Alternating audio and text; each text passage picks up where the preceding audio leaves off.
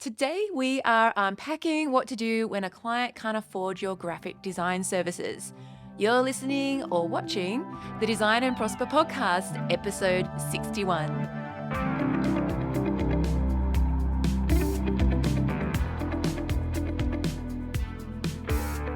Welcome, everybody, to episode 61. We're so excited to be here.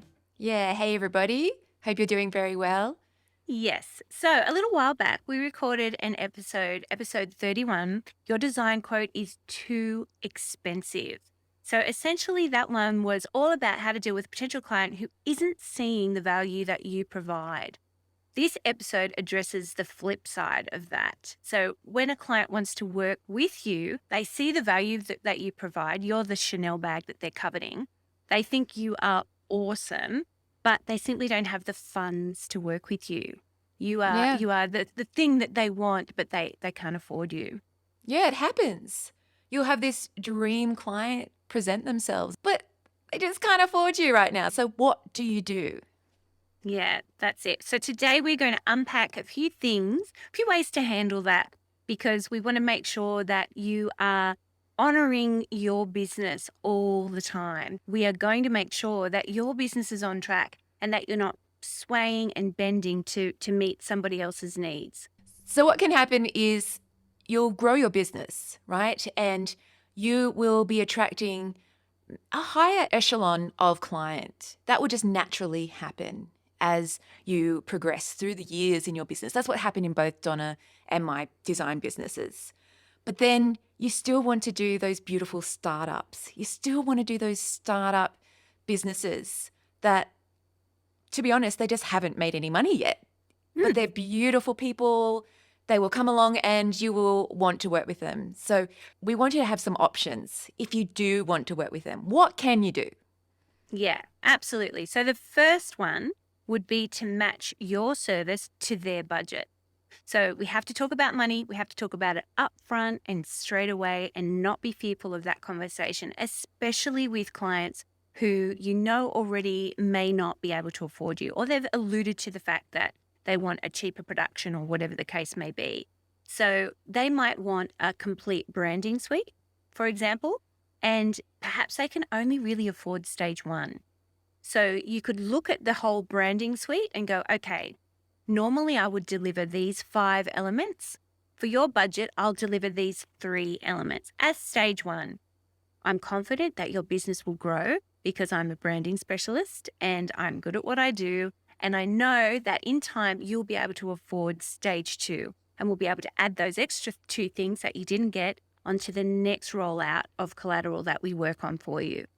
So It's just a matter of customizing your offering to their budget. So instead of saying, okay, I'll do the work at a reduced rate and I'll give them everything I give client A who pays full budget, you can't do that because you're disrespecting client A who has paid for everything and you're giving them everything and they're paying full price.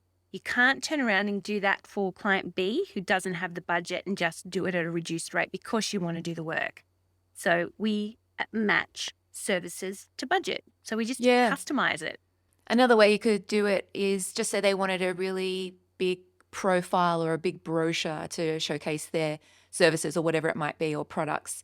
And you could say, well, I can't do that for this budget, but for your budget, I could do a little postcard series, which would be really impactful still. So you might be just changing the nature of the service, but it would mean that you wouldn't be having to invest as much time into that particular project.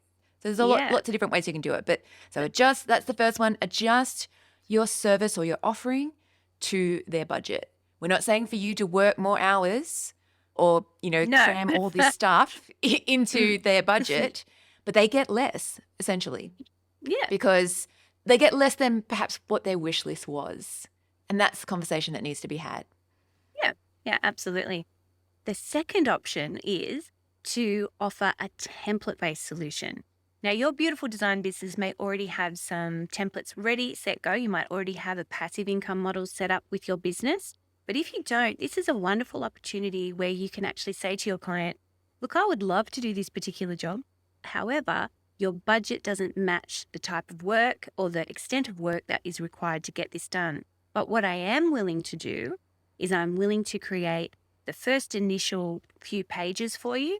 I'm willing to work out your color palette, your typeface, and a layout, and hand you a template for then you to go off and populate and finalize and get it all ready.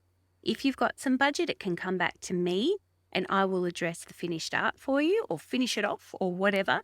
But maybe that's a solution where they can get your services, get your creative excellence, but then they do the legwork within it. They finish it off and get in and get the nitty gritty done. They populate it with their copy. They populate it with their images and things like that. Yes, and also it might look like you're having this conversation and budget comes up and they want this beautiful branding package and you realize that their budget is much lower than what it needs to be to actually be able to utilize your full services.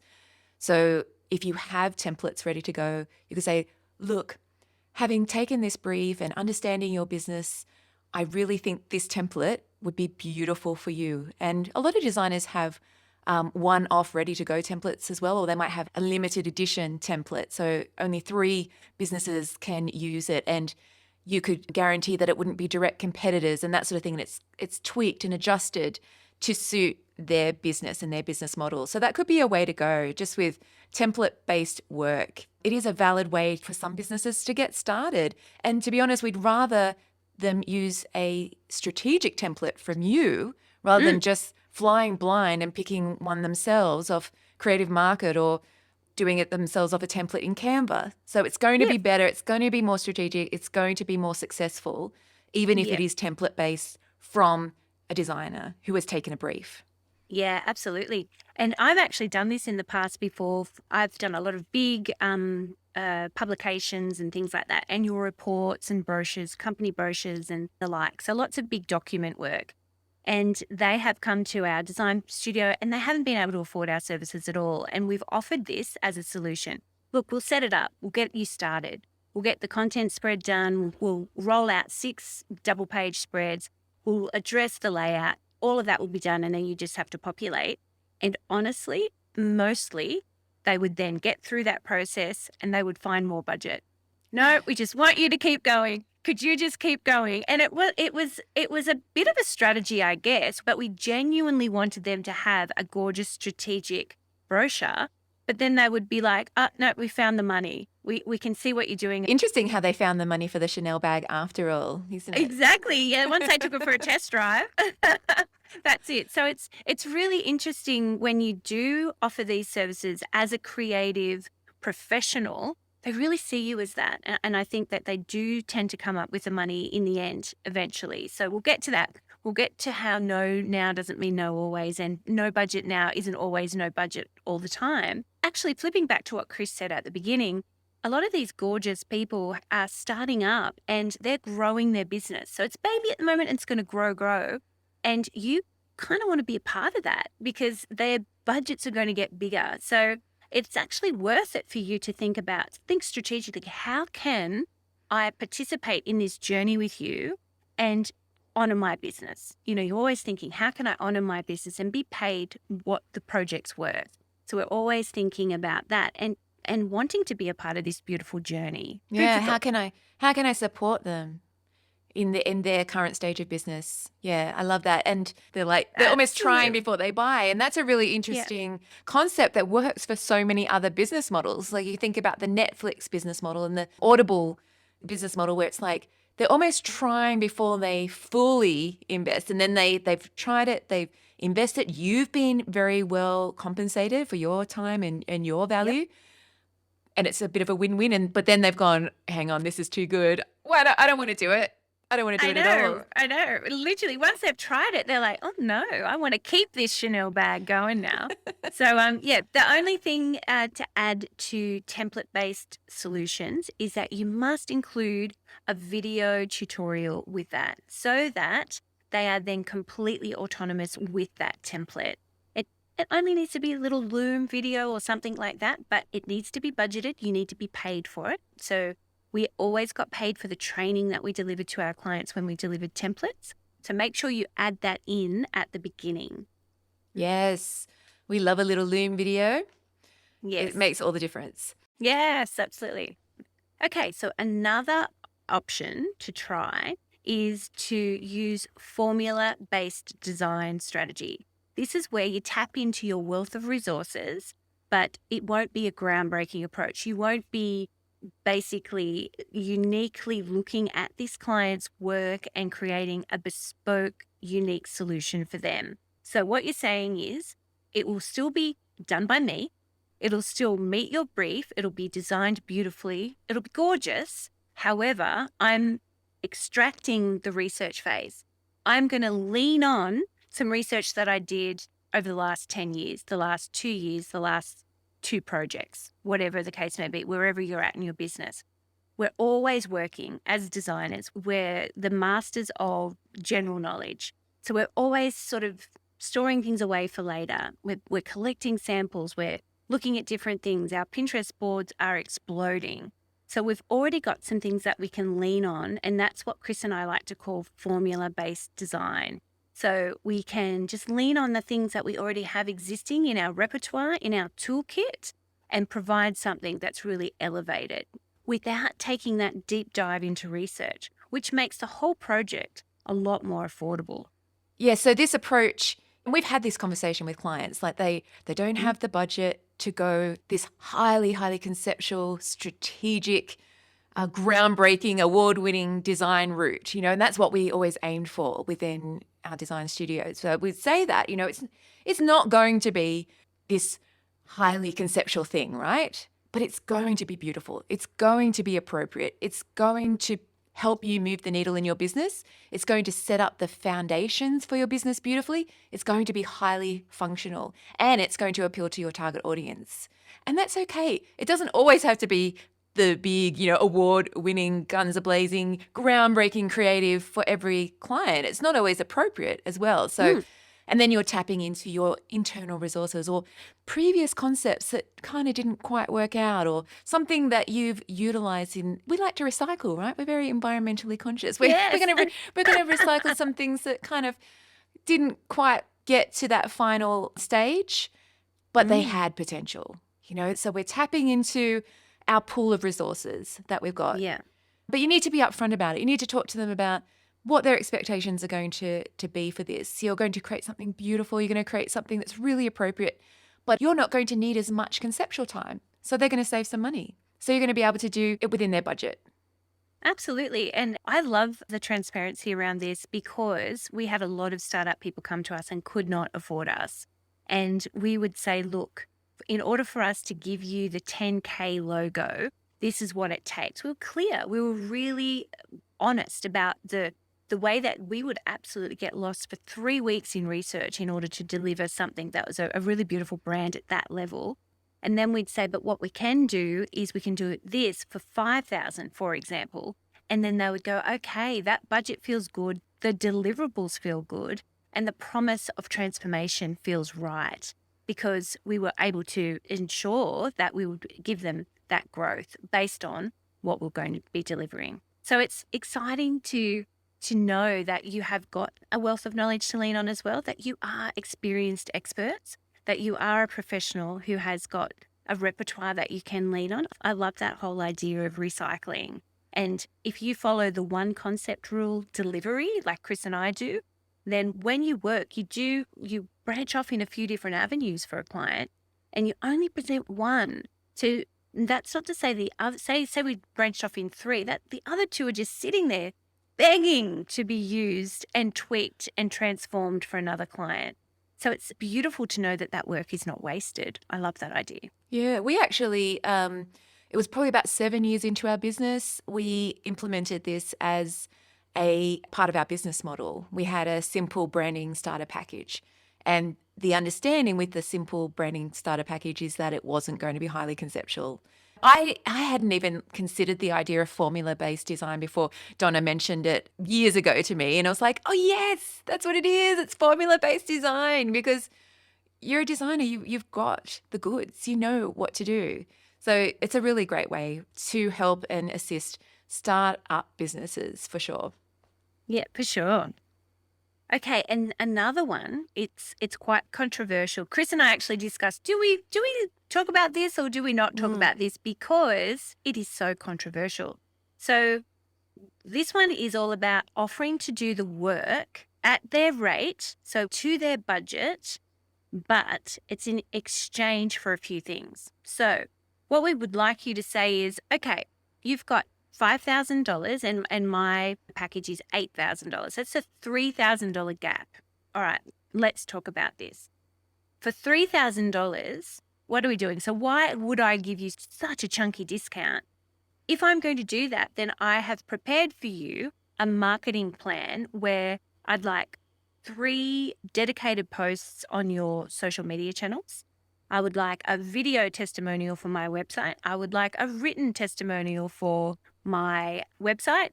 I'd like some messages sent to me that I can screenshot so that I can put onto stories, and then have a think about what it is that they are giving to you that is marketing value for you. Now, the other thing is, it could be just a really cool job. And you're like, this is going to be such a cool job. I really want to do this.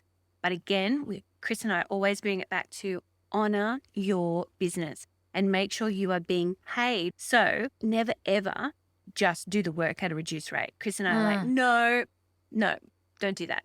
Yeah. Another thing you could negotiate with them is to have full creative control. Now, that might appeal to Yeah, some of you love it. as well, but you've got to be careful. You've got to have it very clearly stated. They need to sign off on that condition. I understand and accept that the designer will be making all the conceptual and creative decisions with this project, and Yeah, that it'll meet the brief, of course. So just make yeah, sure that it's very clear, because I think that oftentimes we might take on a job thinking, I'm going to do it cheaper because it's going to be a really good portfolio job. But then it kind of never works out that way. It can happen. It rarely ever works out that way. And then the client gets yeah. their little hands in it, and it's like, oh, great, now I have to show this to the world instead. So it's really important that you are very clear, as Don said at the beginning, about having an agreement in place. So it could be Mm, marketing, it could be creative control aspects, could be both. it could be both. Mm, Yeah, that's very yeah, desirable to designers, to have one that's like exactly what you want, but still being yeah, paid, not doing it for free, never yes. doing it for free, but just meeting their brief. So yeah, as Donna said, it's a bit controversial because it can get messy. And also, what we did as a business, we actually chose 2 or 3 projects a year where we were like, okay, these are our charity cases, if you like, for want of a better description. But we will actually do this twice a year where we will put in an agreement for creative control or for all of those things that we've outlined, so that we get to do this beautiful work and help move the needle of a startup business. So it was our way of contributing as well. But you can be clear about that as well. Say, we actually only allocate space for 2 of these projects per year. And you could even have an application process. So would you like to apply for that process?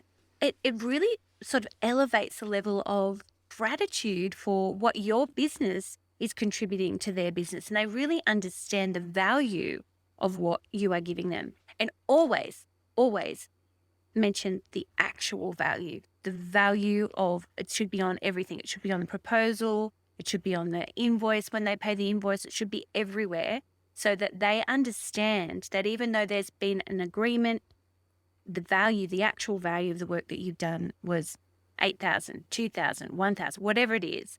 It's clear that the value is there, that that's what they would have paid. Yeah, we've got a podcast episode. It's an early on one, which I think it's titled "Beautiful Designer, Please Don't Work for Free," and we'll link it in the show notes. The thing with that episode is that we would really prefer you to make a really great income in your business, make a really great profit, and then donate to organizations that are really dear to your heart, rather than Yeah. giving away design for free. So what we're saying with this case is not for free. There's still a budget involved, but it might be a lesser budget, but they still need to have skin in the game. And that's putting their money into it, some money into it, because people just don't show up, or they don't respect if they don't have that skin in the game, if they're not paying for it. And we've found out that the hard way with doing work for charitable organizations for free. So you can absolutely have a beautiful, generous business model where you're donating. But when it comes to design projects like that, be very, very careful about it. Yeah, absolutely. Absolutely. And finally, you could just do nothing right now and just accept that they can't afford you and stay in touch with them, nurture them, keep connecting with them, and make sure that you are on their radar. And remember that a no now does not mean no forever. Yeah. So if you think about it like this, they're saying no now because they can't afford you, but you want to be on their vision board, right? As long as you're on their vision board, it's going to be sweet. It will work out. And building a graphic design business, building a successful long-term graphic design business, it does take time. It does take time. You can move the needle really quickly and get a really great income quite quickly, but an investment in relationships, an investment in time, it will pay off in the future. And that's part of the reason why 3 years into a design business, you're more likely to have unexpected projects come through because you've been nurturing these relationships from the beginning of your business. Yeah. Or you've got referrals or what have you. But yeah, definitely no now doesn't mean no forever. Get on their vision board. That's what you want. Yes. You want to be this We love it. beautiful designer they just can't wait to work with. Yeah. It's going to happen. It is going to happen. We had a session with a potential academy student just the other day, and she said, "Would you mind if I take a photo of us in this Zoom meeting because I want to put you on my vision board?" And we were like, "Yes, we love that so much." And we popped her on our vision board. So it could be a mutual vision board thing. If they are a client you'd love to help and you'd love to do the work for, they go on your vision board, and that's where the nurture comes. You're reminded to nurture them because you want to work for them. You want to do this work for them in the future when they can afford you. Yeah, I love it. It's so exciting. Just think of the future. It's a future investment in these people, all these beautiful hearts that are going to work with you in the future. So that brings us to the end of this episode. Before we go, we just wanted to mention that since we last recorded a podcast, our freebies page has had a makeover. So when you go to our freebies page now, so if you just head to designandprosper.co/free, you'll find 3 goodies there now. We've had a few freebies, but we've got our free pricing guide, which is a must-have download. You've got to get that. Then we've got our client changes suck scripts, which have some really great scripts to use when clients come up with those changes and put you on the spot. Then we have our client portal template, a free template that you can use. It's a Trello template. It's game-changing. Go and get them. Go and get those downloads. So if you can't remember the link, we'll have it in the show notes. But if you're thinking, what was that thing? And you think about it in a couple of days' time or whenever, just DM us the word free in Instagram. Yes. And we will send you the link. We'll get it for you. So just DM the word free. Make it easy. Yeah, we love it when you reach out to us in Instagram too. And sometimes when you message us, it helps us to know you're out there as well, because sometimes we might miss following you back, and we love to follow you. So we love to follow you back. So just send us a DM so that we know that you're out there, and then we can follow you back.